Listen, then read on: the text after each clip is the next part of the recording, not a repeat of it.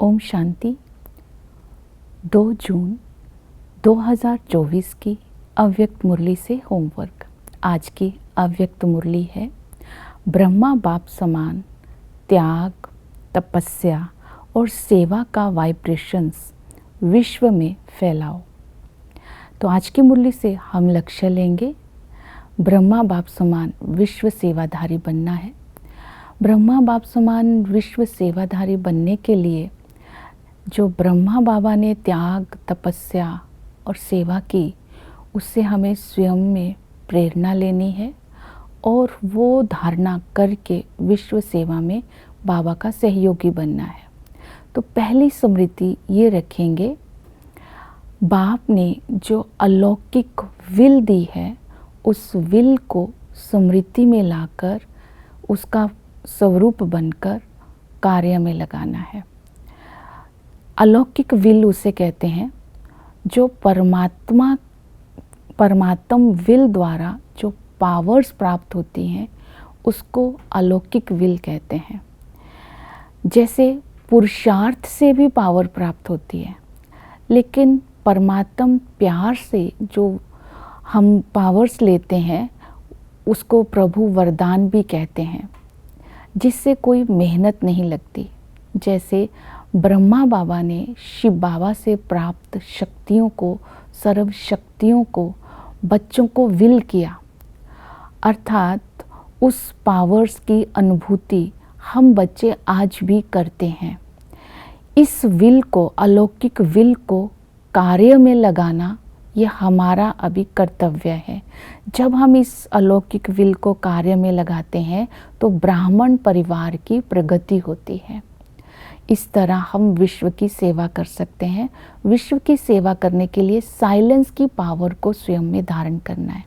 जब हम साइलेंस की पावर को स्वयं में धारण करते हैं तो वाइब्रेशंस तीव्र गति से फैलते हैं। तो त्याग, तपस्या और सेवा के वाइब्रेशंस को हम पूरे विश्व में फैला सकते हैं। कौन सी पावर चाहिए? साइलेंस की पावर। साइलेंस की पावर को बढ़ाने के लिए चाहिए एकाग्रता की शक्ति। तो इसलिए बाबा ने आज डायरेक्शन दी, मन बुद्धि से एकाग्रता की शक्ति को बढ़ाओ। तो इसीलिए दूसरा, हम विश्व सेवा तब कर सकते हैं, अपने टाइटल्स को स्मृति में रखेंगे। हम ही इष्ट देव, इष्ट देवियाँ हैं। तो बाबा ने डायरेक्शन दी कि हे इष्ट देव, इष्ट देवियाँ, अपने भक्तों की पुकार को केवल सुनो नहीं, उनको अनुभव भी कराओ, उसका स्वरूप भी बनो, अर्थात उनको रिस्पॉन्स दो। हम विश्व सेवा तभी कर सकते हैं अगर हमारे अंदर रहम दिल की भावना होगी।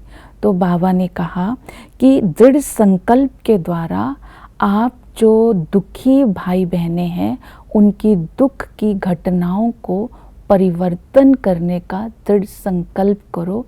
इस तरह से रहम की भावना, रहम दिल को अपने अंदर इमर्ज करो।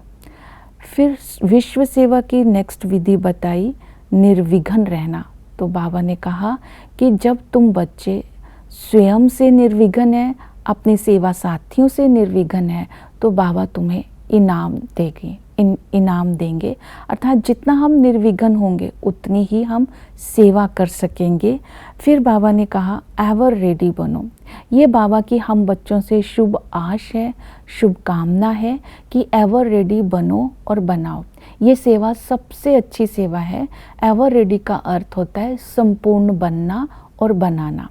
इसके लिए हमें क्या करना है? फॉलो फादर करना है, ब्रह्मा बाप को सामने रखना है। जैसे ब्रह्मा बाप समान हमें त्यागी बनना है।